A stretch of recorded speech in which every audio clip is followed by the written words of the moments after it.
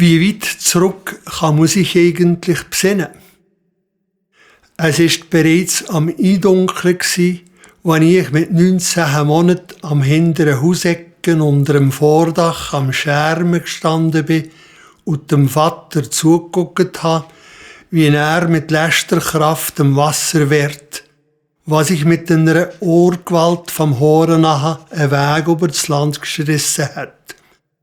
Das Land hält den Talicht gegen uns Haus zu und der Vater, er war der Einzige, hat mit aller Kraft versucht, dem Wasser der Weg im Mülleners Kalkloch, ein grosser Kessel war das, zu weisen, für das es nicht gegen das Haus zukäme.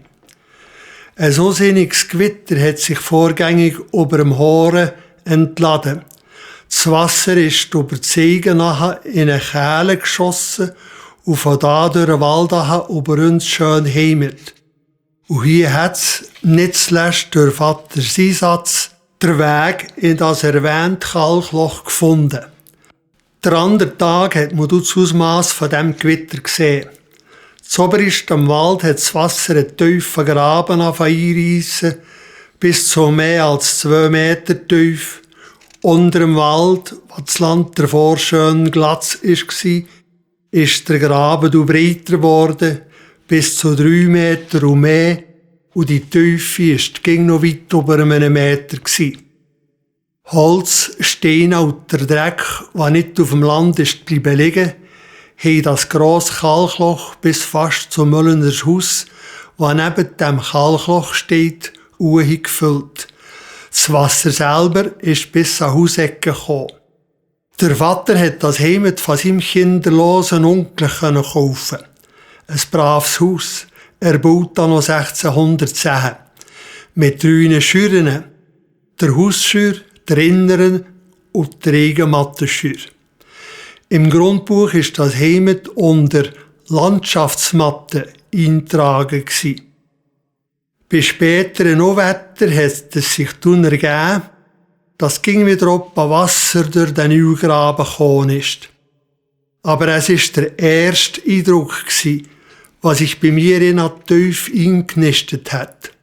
Nur mit den Jahren und mit dem Älterwerden habe ich mich wieder fragen, ist das überhaupt möglich, dass ich mich so glasklar an ein Ereignis erinnern, das ich mit 19 Monaten erlebt habe.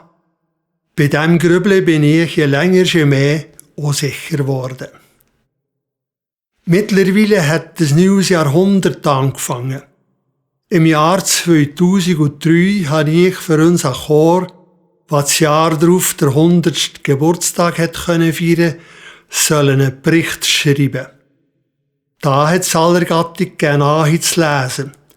Und dabei bin ich in einer alten Chronik auf einen für mich äußerst wichtigen Eintrag gestossen. Da steht unter dem Jahr 1936, schon im Juni in der Nacht vom 24. auf den 25.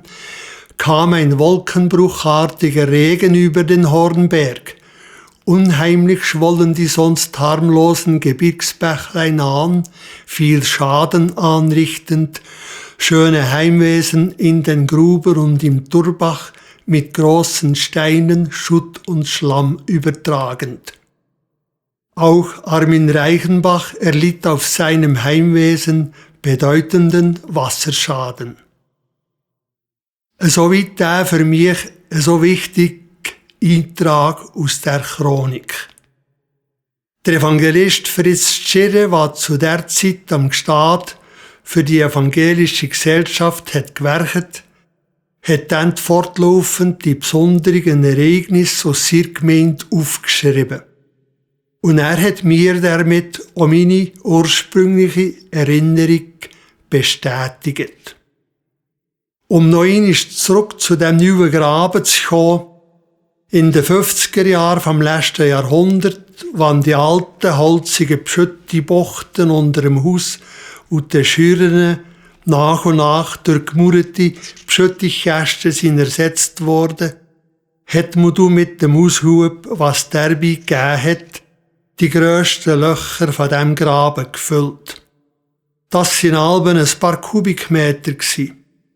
Erst 30 Jahre später, im Jahr 1966, wann der Vater 2 Jahre vor seinem Tod noch eine grosse neue Schür hat bauen und die Grösse vom Beschüttungskasten 60 Kubikmeter hat bekommen, hat es genug Aushub gegeben, für den Graben wieder ganz zu decken. Heute wissen eigentlich nur noch die Eingeweihten, wann der Graben seinen Verlauf über das Heimat hatte. Einzig oben nachher im Wald, da sieht man ihn dann noch sehr gut.